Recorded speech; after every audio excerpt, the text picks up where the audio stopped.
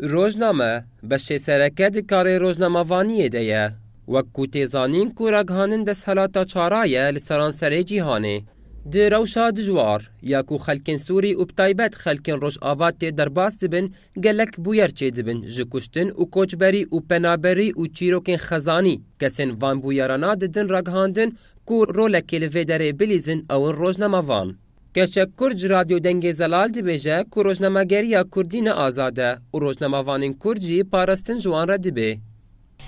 صحافة كردي بشورشا سوري رچيبو جوقتاقي آزادي خستن بس أف الصحافة تحريت استيد نابينم جبرقو قالك إعلامي جينا في بون وأم جرأتك بترجوان تخوازن دنقلا حقيقة دي وصحافة بخوا جرأتي تخوازي بس حريتها كامل بوارتنية أم حريتي تخوازن جبرقو صحافة أف صحافة بحريتي ترابو صحافية ما حمايتك تخوازن جواري تشتي واقع جمر بيش وشتشكي نترس.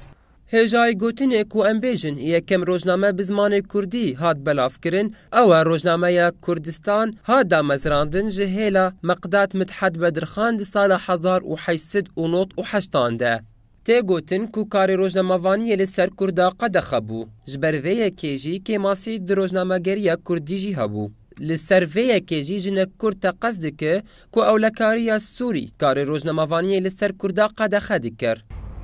جبر صحافتا كردي ممنوع بو لروج آفا جبرولو قالك بيشكتن دنافويد تشينبو هنكي آزاد بو دوان سالي داويد دي ساجي بس صحفين كاري خوب آزادي بكن جبر سدم برن يك جيجي سدم اف وضعي امنيه وضعي حربيه وقال لك اجي صحافتنا خوندي وبون صحفي جبولو يعني اف اسباب بنرینکê din de jî jinekê ji rojnamavanan dixwaze ku dikarê xwe rojnamegeriyê de bêtir bal bikişînin li ser rewşa alîkariyê ku bi xelkê re çêdibe.